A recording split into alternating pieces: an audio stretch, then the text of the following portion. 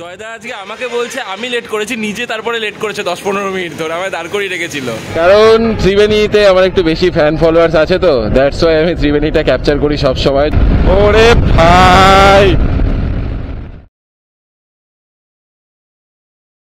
So good morning everyone. So title আর thumbnail দেখে তো তোমরা বুঝতেই পেরেছো যে আমরা কোথায় যেতে চলেছি। আমরা ব্যারাকপুর ডিবাপিতে যেতে চলেছি বিরিয়ানি খেতে। তো এখানে আর আমি কথা বাড়াবো না, কারণ আমার যে পিলিয়ন রয়েছে, আমার এক দাদা জয়দা, তো সে আমার জন্য ওয়েট করছে। এরপর আমি খিস্তি খাবো। চলো বাকি কথা মোটো ব্লগিং সেটআপে বলছি। ফাইনালি আমরা বেরিয়ে পড়েছি নবদ্বীপের জ্যাম কাটিয়ে। এবার আমরা কালনা রোডে উঠবো। কালনা রোড দিয়ে আমরা কল্যাণী এক্সপ্রেসওয়ে দিয়ে যাব। তো চলো এগোই। এবার ফুয়েল আপ করানো বাকি আছে, ফুয়েল আপ করাবো, দেন হাই রোড।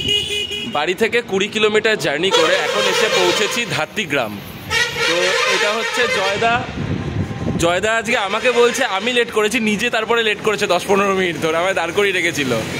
তো যাই হোক, এখন রয়েছি আমরা ধাত্রীগ্রামে। তো ধাত্রীগ্রাম থেকে আরও মোটামুটি ধরো নিরাপদ 70-72 কিলোমিটার আমাদের যেতে হবে। তো চলো আবার বাকি জার্নিটা কন্টিনিউ করি। কালনা থেকে আমরা মোটামুটি 5 থেকে 7 কিলোমিটার দূরে রয়েছি। এখন এই জায়গাটার নাম ধাত্রীগ্রাম। এখান থেকে আমাদের ফিউল আপ করানো হয়ে গেছে, পুরো ট্যাঙ্কি ফুল করা হয়ে গেছে। এবার আর ধরো 70-72 কিলোমিটার রয়েছে আমাদের জার্নি। মোটামুটি অলমোস্ট 2 ঘন্টা 2.5 ঘন্টা লেগে যাবে। পৌঁছে গেছি কালনা অবধি একটু ট্রাফিক ছিল, মানে আমাদের কালনা থেকে নবদ্বীপ অবধি যে রাস্তাটা একটু জনবসতিপূর্ণ এলাকা, তো সেই জন্য এখানে একটু ট্রাফিকটা বেশি ছিল। এবার কালনার পরে যে আমরা রাস্তাটা পাবো আপ টু একদম ত্রিবেণী ক্রস করে কল্যাণী ব্রিজ পর্যন্ত, সেই রাস্তাটা অলমোস্ট ফাঁকা পাবো, ওখানে টানা যাবে। কালনা ক্রস করেছি আমরা অনেকক্ষণ আগেই। তো তোমাদেরকে বলেছিলাম না যে কালনার পরে গাড়ি টানা যাবে। তো এই রাস্তাটা হতে পারে সিঙ্গেল লেন, মানে একটা রাস্তাতেই যাওয়া আসার গাড়ি দুটোই যায়। তো তবুও এই রাস্তাতে গাড়ি টানা যায়, মানে 80, 85, 90 কোনো ব্যাপার না। সামনে লেখা রয়েছে ব্যান্ডেল এখান থেকে 40 কিলোমিটার, ডানকুনি 76, কলকাতা 87 আর কল্যাণী 39। মানে কল্যাণী ঢুকতে আর 39 কিলোমিটার রয়েছে। তো এই রাস্তাতে আর বেশি কথা বাড়াবো না, কারণ এই রাস্তাতে কথা বলার মতো কিছু নেই। তোমরা রাস্তাটা একটু এনজয় করো, আর নেক্সট যেখানে আমরা টি ব্রেকের জন্য দাঁড়াবো সেখানে গিয়ে একবারে তোমাদের সাথে কথা বলছি।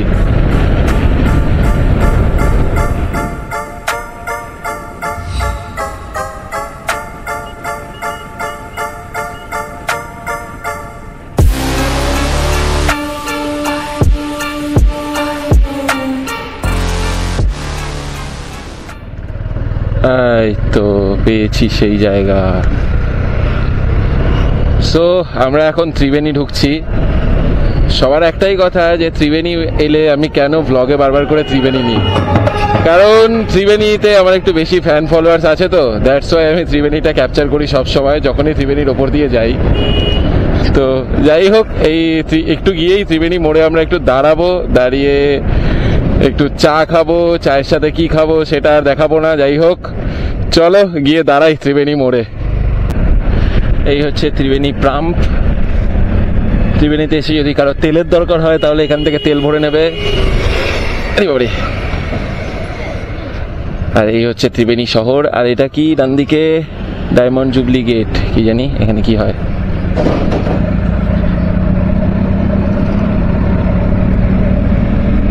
আজকে আমি বাইক চালাচ্ছি না, আজকে আমি বাইকের পিলিয়ন।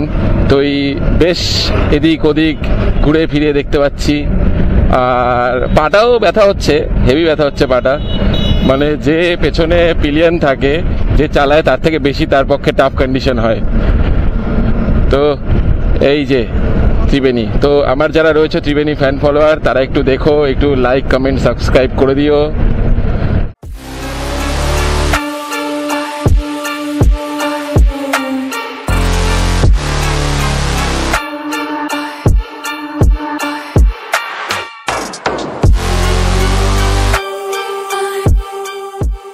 এই সামনে এখানে চায়ের দোকানগুলো রয়েছে, এখান থেকে আমরা চা খেলাম, বিস্কিট খেলাম।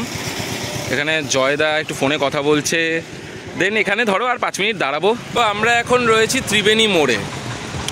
তো জয়দার গাড়িতে করে এলাম। আমি কি বলবো, আমি প্রচণ্ড সেফ রাইড করি। তো জয়দার সাথে আজকে এলাম। জয়দা মাঝ রাস্তাতে 127 স্পিড তুলেছিল, বাট সিরিয়াসলি বলতে আমি এক ফোঁটা বুঝতে পারিনি। আমি তখন ব্লগিং করছিলাম, তখন এক ফোঁটা বুঝতে পারিনি। তো আমি অন্য কোনো গাড়িতে খুব একটা উঠি না বা উঠতে ভয়ও পাই। তো জয়দার সাথে রাইড করলাম, বা মানে এই হচ্ছে রাইডারের পরিচয়। যে রাইড করে সে কখনো মানে কি বলতো গাড়ি সেভাবে চালাবে না, স্পিড তুলবে বাট মেনটেন করে। তো চলো এখানে একটু চা খাই, চায়ের সাথে একটু বিস্কিট নিয়েছি, বিস্কিট খাবো, দেন এখান থেকে বেরোবো। চালাচ্ছি এখন হন্ডা সিবি 200 এক্স। তো মানে এই প্রথমবার এই গাড়িটা চালাচ্ছি। হন্ডার এর আগে এক্স ব্লেড, হর্নেট সবই চালিয়েছি, তবে এই গাড়িটা মানে চালানো শুরু করলাম। তো তোমাদেরকে এটা আপডেট দেবো কেমন কি লাগছে। আপাতত ভালোই লাগছে, 1 কিলোমিটার এখনো চালাইনি, আপাতত ভালোই লাগছে। চলো সামনে রয়েছে ঈশ্বরগুপ্ত সেতু, ঈশ্বরগুপ্ত সেতুতে আমরা উঠবো।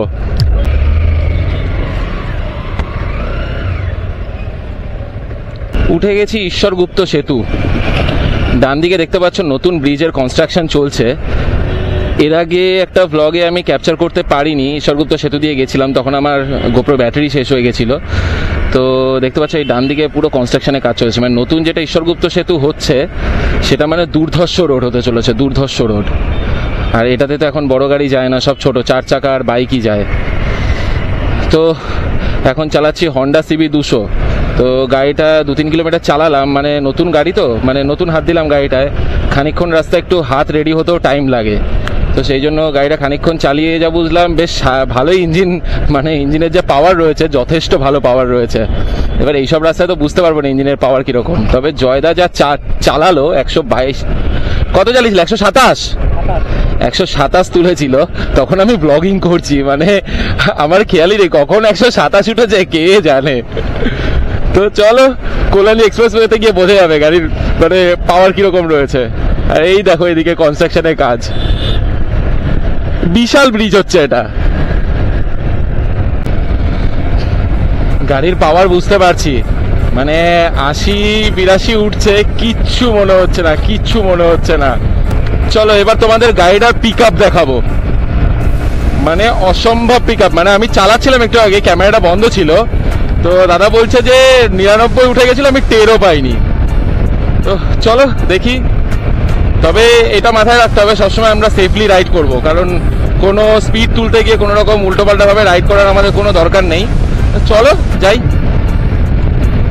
ও ভাই ইঞ্জিন পাওয়ার দেখতে পাচ্ছ তোমরা, 100 উঠে গেছে, আমি টের পাচ্ছি না। হন্ডা সিরিয়াসলি, হন্ডা কিছু বানিয়েছে। মানে তোমরা ক্যামেরাতে কি বুঝতে পারছো জানি না, বাট আমি কিচ্ছু বুঝতে পারছি না। হেলমেট পরে চালাচ্ছি, কোনো কিছু টের পর্যন্ত পাচ্ছি না। 101-এ গাড়ি চলছে, জাস্ট নর্মাল।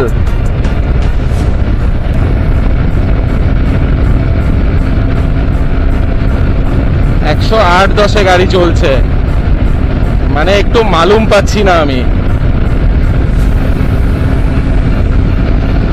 তোমরা দেখতে পাচ্ছ কিনা জানি না মিটারে,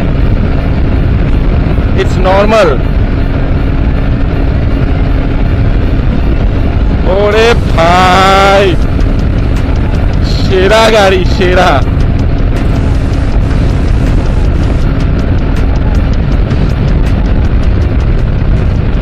চলে এসেছি ডি বাপিতে। ত্রিবেণী মোড় থেকে বেশিক্ষণ লাগেনি, 30 মিনিট লেগেছে, কারণ রাস্তা ছিল মানে মাখনের মতো রাস্তা। তোমরা আমার মানে যেটা হচ্ছে পুরুলিয়া রাইডে দেখতে পেয়েছো যে কীরকম রাস্তা, ওই কল্যাণী এক্সপ্রেসওয়ে, ঠিক ওই রাস্তা দিয়ে এলাম, মানে মাখনের মতো রাস্তা। ওই যে পেছনে দেখতে পাচ্ছ ডি বাপি। চলো এবার ভেতরে যাই।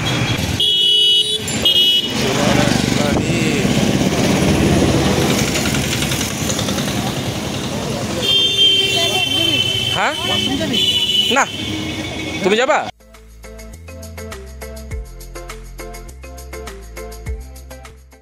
এই হচ্ছে আমাদের ডি বাপির বিরিয়ানি। এই জয়দার প্লেট কত নিল? 330 মাটন বিরিয়ানি, এটা নর্মালটা। আর এখানে রয়েছে স্যালাড।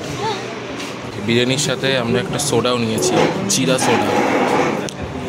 এটা দিয়ে বিরিয়ানি খেলে হজম হতে হতে বিরিয়ানি খাবো আমরা। আনলিমিটেড রাইস রয়েছে, জানি না নিতে পারবো কি না, এতেই তো পেট ভরে যাচ্ছে। এই হচ্ছে বিরিয়ানির রাইস, এই হচ্ছে মাটনটা, আর ওখানে রয়েছে স্যালাড। একবার খেলাম, বেশ ভালোই টেস্টি। চলো এখানে আপাতত খেয়ে নিই, দেন তারপরে বেরিয়ে এখান থেকে তোমাদের মানে বেরিয়ে তারপরে আমি রিভিউ দিচ্ছি। এখানে অনেক লোক, এত লোকের মধ্যে রিভিউ দেওয়া যাবে না।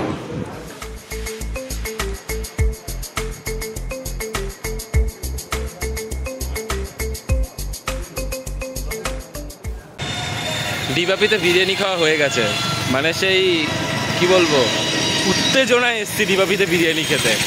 তো যাই হোক, এই যে বিরিয়ানি খাওয়া কমপ্লিট, এবার আমরা এখান থেকে বেরোবো, বেরিয়ে কল্যাণীতে একটুখানি দাঁড়াবো, কল্যাণীতে এক জায়গায় একটু কাজ আছে সেখানে একটু দাঁড়াবো।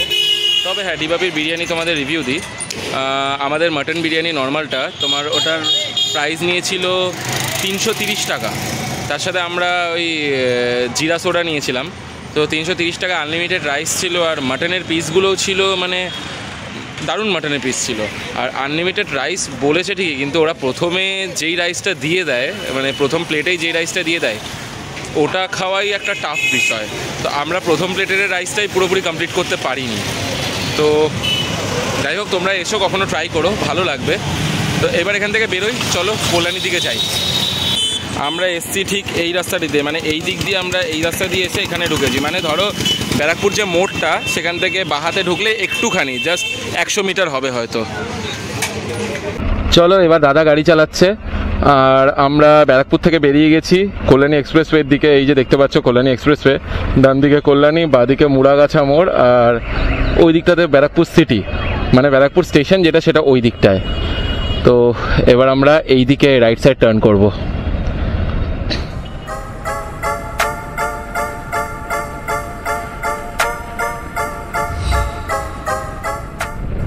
হরি বল, হরি বল, হরি বল।